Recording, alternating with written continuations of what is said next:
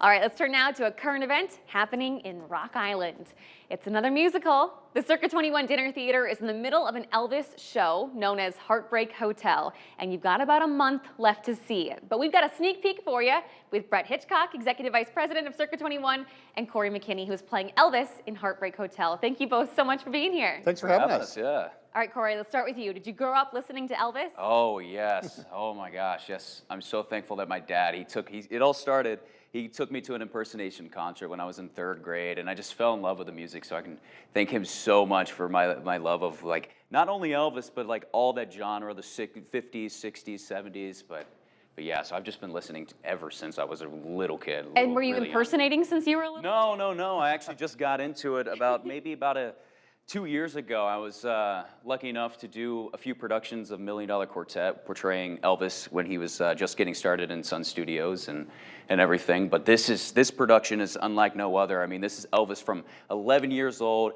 up to the 68 comeback special. So there's a lot of things where I'm like, the pressure was on, but I love doing it every night, you know. It's so much fun getting up there to just portray the king, you know. Yeah, well, you're from Florida, is that Florida, right? yes, Jacksonville, Florida. All right, okay, so how did you get your Elvis accent?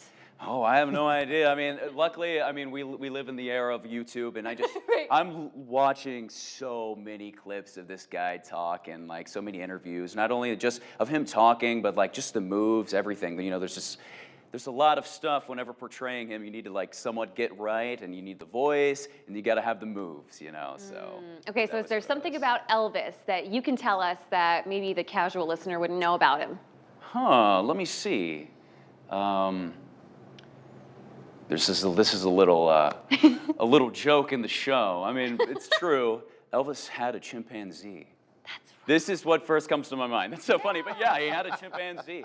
So that's a whole bit in the show towards the end of it. But That is so funny. yeah, it was pretty shocking to me. Well, you've already been doing the show for what, about a month now? Yep. A month, yes. Yep. Brett, how's it been going? It's been going very well. I mean, the audiences just love it. I mean, he's amazing. He's done Elvis all over the country. So, I mean, people are coming out and letting us know when they leave how much they've enjoyed the show, how wonderful it is. So it's been really a joy to have him here and the really talented cast. So, yeah. Okay, well, this is the first time that Heartbreak Hotel has Yes, it been is. performed in this area. What drew you to the show?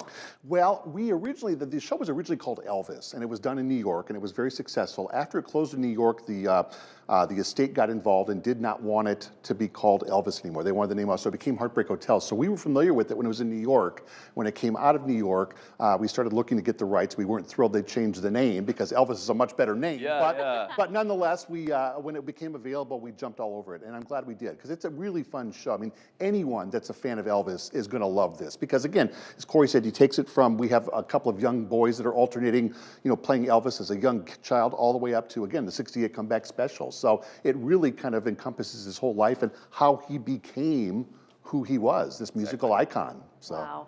Well, then, Corey, is there a moment in the show that people might be surprised by or might not expect?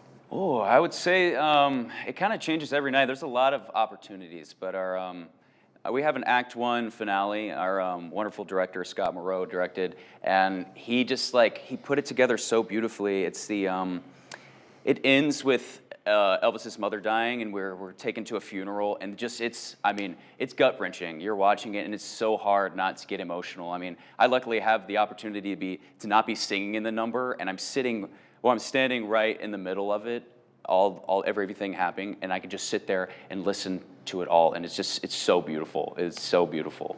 I love it. Yeah. Well, before I let you guys go, then, if someone at home wants to check out this beautiful show. Yes. Brett, I hear you have something special for us. I do. We want everyone to see the show before it closes May 3rd. So we have a special for the current viewers today. If you call the Circa 21 ticket office tomorrow before 5 o'clock and mention that you saw this on the current, we will give you a buy one, get one free to come see the show. So it's dinner and show with a BOGO. And again, call by 5 o'clock tomorrow. Oh, yeah. I love it. And that's only for the fans of the current. So hopefully we have lots of people watching. So.